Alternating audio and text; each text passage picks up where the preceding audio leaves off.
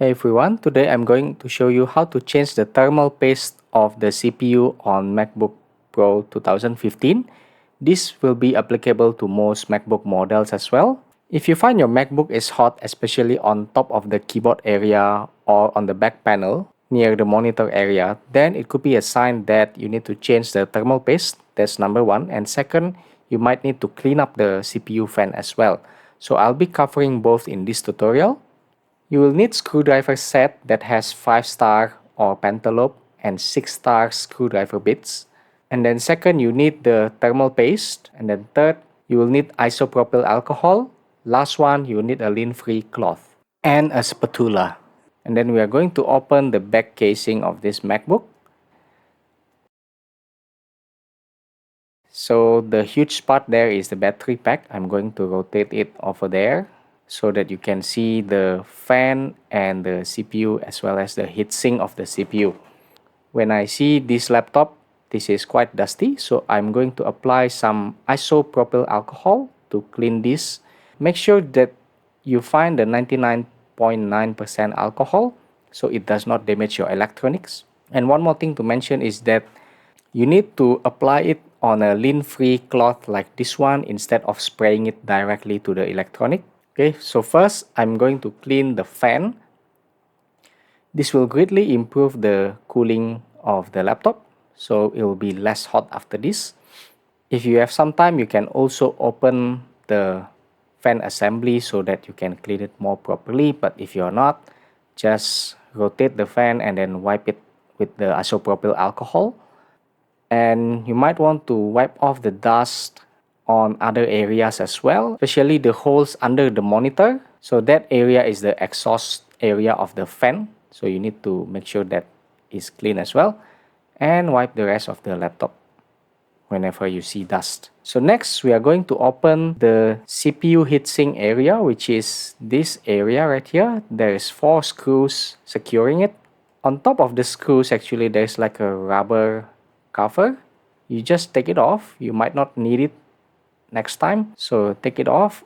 It's just secured with some kind of glue. Okay, after we take out all the rubber parts, you will expose the screws, which is just a normal screw, so you need to take the matching screwdriver bit to unscrew it. So you unscrew all the 4 screws that is securing the heatsink area on the CPU side, and then after that you need to unscrew one more screw on the heatsink area near the fan, which is at the corner there. Again, take the matching screwdriver bit and unscrew it. Okay, when all is done, just take out the heatsink assembly alongside the rubber covering over there and put the rubber covering on the side. So we can see here that is the leftover of the thermal paste, which we have to remove first before applying the new one. So those gray colors there are the leftover thermal paste. I've used this laptop for more than 9 years. It's definitely looking bad already. So clean up all the dust in there using the alcohol as well. And then using the same alcohol and the lint-free cloth, also clean up the thermal paste. So make sure you clean up all the thermal paste leftovers until it looks shiny. So that is the CPU side, which looks shiny already. And then also clean up the leftover on the heatsink side. And then this is the thermal paste that I have. So the brand is Arctic MX6. So I'm going to apply it by slowly injecting the thermal paste in few areas. Just try a little bit first and then spread it with a spatula. If you don't have a spatula like this, you can take a credit card and cut it a little bit so it resembles the shape of this spatula.